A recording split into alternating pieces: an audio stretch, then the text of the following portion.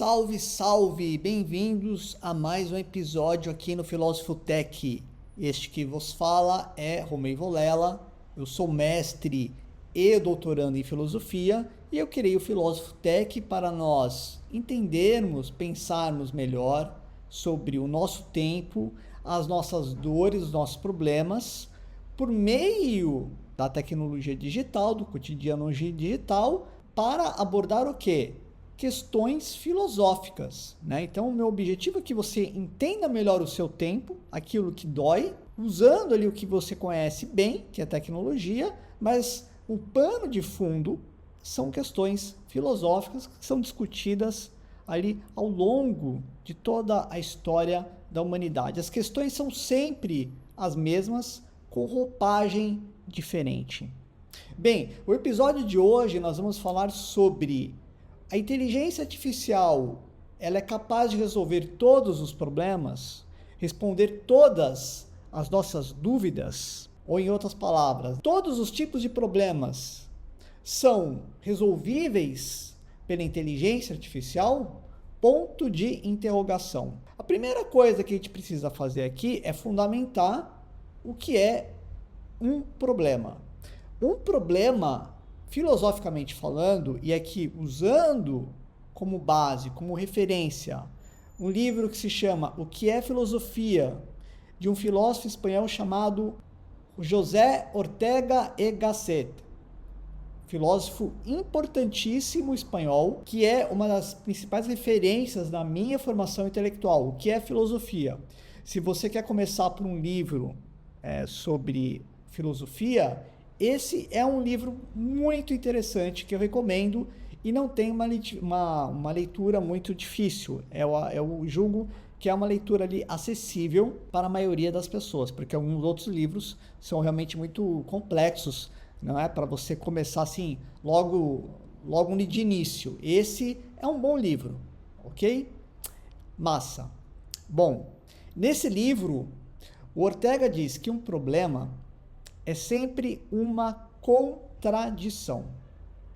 E que nós, seres humanos, resolvemos problemas o tempo inteiro, praticamente desde a hora que você nasce até a hora da sua morte, você se depara com problemas, com contradições. Então, por exemplo, se você entra numa sala, aqui na sala da minha casa, esse quadro aqui atrás, vamos supor que ele está rasgado, né? Tá ali, tem um buraco no meio do quadro. Você vai chegar, vai olhar para o quadro e falar assim, poxa, que relaxo do Romeu, não é? Ou quem foi o vândalo que destruiu esse quadro? Nesse momento você vê um problema. Por que você vê um problema? Você está se deparando, presta atenção agora, com alguma coisa na realidade que você está vendo o que está ali, mas você gostaria que fosse diferente. Você gostaria o quê? Que o quadro tivesse sido consertado, ou que o quadro estivesse ali na sua inteira composição. Imagina um vidro quebrado, você entra aqui na sala da minha casa, o vidro da sala está quebrado. Você fala assim, poxa, né? Seria bom se o Romeu tomasse vergonha na cara e arrumasse esse vidro, essa janela. Esse tipo de problema é o que o Ortega vai dizer que é um problema prático. Você não nega a realidade, você só gostaria que ela fosse diferente, e geralmente você tem uma intuição sobre como ela deveria ser. Você está desempregado, contas chegando, você tem um problema prático, né? Há uma contradição na sua vida, você está desempregado, você não tem uma fonte de renda e você gostaria o quê? De ter algum trabalho que pudesse permitir a você pagar as suas contas, pagar a luz, a água, o gás e o mercado para que nada falte na sua casa. É um problema prático. O problema é que o Ortega, ele traz um outro tipo de problema. E daí nós vamos ver como esses problemas podem ser resolvidos pela inteligência artificial.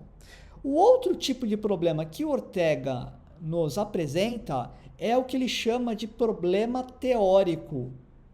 E esse problema, ele é de uma natureza diferente do problema prático.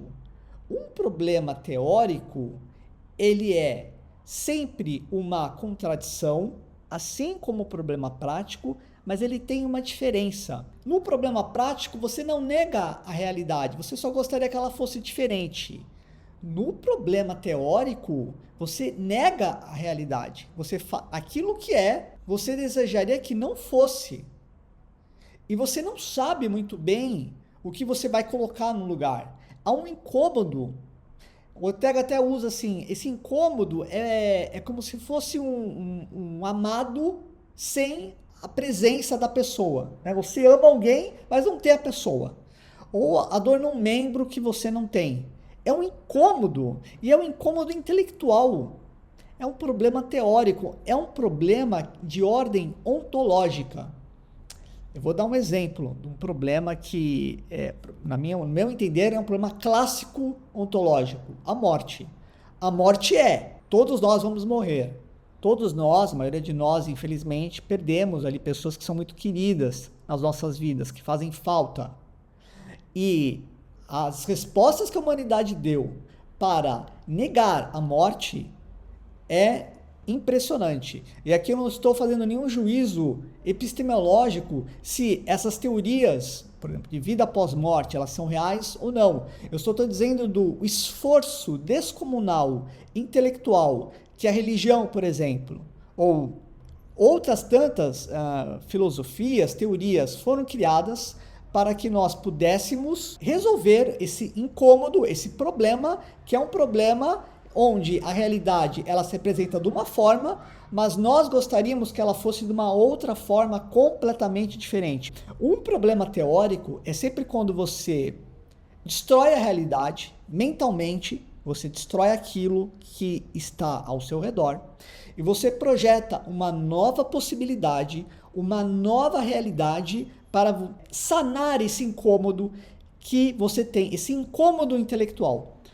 Uma teoria, um livro, nada mais é do que esse exercício intelectual que arrefeceu, que esfriou. Toda teoria é uma proposta para alguma dor, para problemas que um grupo de pessoas encontrou durante a vida. Você, por exemplo, vamos supor que você trabalha como bancário. Você é bancário, aquilo é o teu ganha-pão, mas você não está feliz com aquilo. Você quer ser professor de física. O que você faz? Isso se você souber o que você quer ser. Pode ser que você nem saiba o que você quer ser. Você destrói a realidade, aquilo que você é, mentalmente, e você começa a projetar uma nova realidade, uma nova possibilidade de como que você pode vir a ser um professor de física. E daí você não sabe se vai dar aula na universidade, se vai dar aula na escola, daí você entende que o salário de um professor de física é pouco, infelizmente, daí você fala, putz, se eu virar pesquisador, você começa a criar possibilidades mentais para que você possa realizar, tornar real e mudar uma realidade que incomoda a você, que você gostaria que fosse diferente, mas como você ainda não tem certeza, não é? Você começa ali a criar uma série de especulações intelectuais. O Ortega fala que isso é uma tragédia ontológica. Só os seres humanos fazem isso. Nós conseguimos destruir o mundo inteiro para projetar uma nova possibilidade, uma nova perspectiva desse mundo. A inteligência artificial,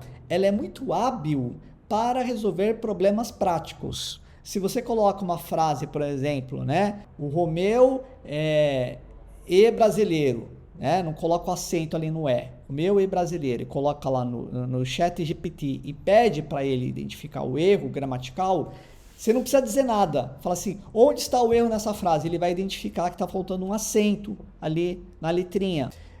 O ChatGPT, você pode fazer várias experiências. Ele é hábil em resolver problemas práticos. Por quê? O problema prático, ele é um problema, lembra? Que você já sabe a solução.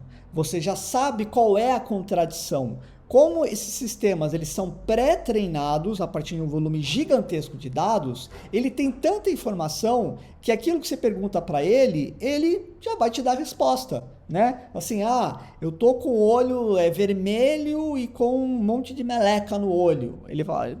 Com certeza ele vai te apontar ali que pode ser algum caso ali de conjuntivite, por exemplo. Ele já sabe, ele tem a informação, então ele vai te dar a resposta. Problema prático, você tem uma contradição, você gostaria que fosse diferente, joga no ChatGPT, como ele tem mais informação do que você, ele vai pegar por métodos probabilísticos, ele já foi treinado e ele vai dar aquela resposta para você. Agora, os problemas teóricos, os problemas de ordem ontológicas, ele não sabe responder. Ele não consegue criar uma teoria. Romeu, por que ele não consegue criar uma teoria? Eu não posso dizer nesse vídeo porque ficaria muito longo. Boring! O que eu posso dizer para não te deixar ali no vácuo é que a natureza do software, ele é um sistema de computação, ele computa informação. Uma IA é composta de hardware e software. A IA, ela não tem uma essência, ela não tem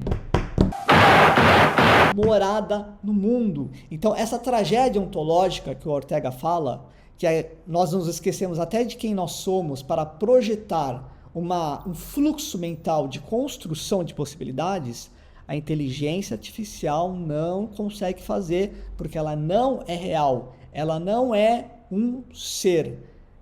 Daqui eu poderia, por exemplo, cair em René Descartes, em toda a teoria do autômato do René Descartes, que está baseada na tese da mente e do corpo, que mente é uma coisa, corpo, enfim, isso aqui poderia ir longe, então eu preciso parar aqui, tá? Calma, eu estudo isso todos esses assuntos há 7 anos, eu não consigo passar tudo num vídeo, mas eu quero que você entenda agora que problema teórico está além da capacidade do que uma inteligência artificial ou qualquer sistema computacional, da forma como nós construímos hoje, consegue realizar.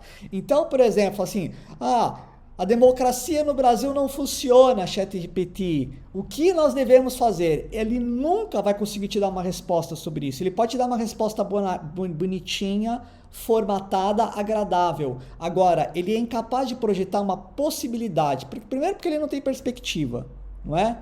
Não tem morada no mundo. Segundo, que ele não consegue exercer esse exercício de explorar novas possibilidades. Quem consegue ter perspectivas novas, singulares, é quem está vivo, é quem é um ser, é quem tem circunstância, quem tem perspectiva, quem tem ponto de vista. Eu já falei isso em outros vídeos, a IA não tem ponto de vista, então ela não vai conseguir propor algo novo. O que ela pode é fazer um remendo a partir de teorias que ela já tem ali sido treinadas e te apresentar uma resposta mais ou menos ali, né? Muito bem formatada. Esses são os problemas da IA generativa, né? Porque a linguagem, ela simula muito bem a linguagem humana. Então, o que eu faço com a minha vida? Como é que o Brasil pode ser um país melhor?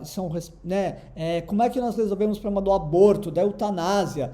Tudo que é problema ontológico, que está relacionado à vida, com perspectivas diferentes, onde nós não temos a resposta, existem muitas possibilidades. Isso está além da inteligência artificial e precisa ser discutida e debatida por nós, seres humanos. É por isso que as ciências humanas, como filosofia, sociologia, literatura, tudo isso dá uma ancoragem, dá repertório, acaba servindo ali de insumo para que o teu cérebro, a tua mente, possa resolver problemas, dores que não são problemas práticos. E você vai precisar o quê? Dos profissionais de humanas. Da mesma forma que um filósofo não sabe resolver problema prático de ponte, de prédio, não é?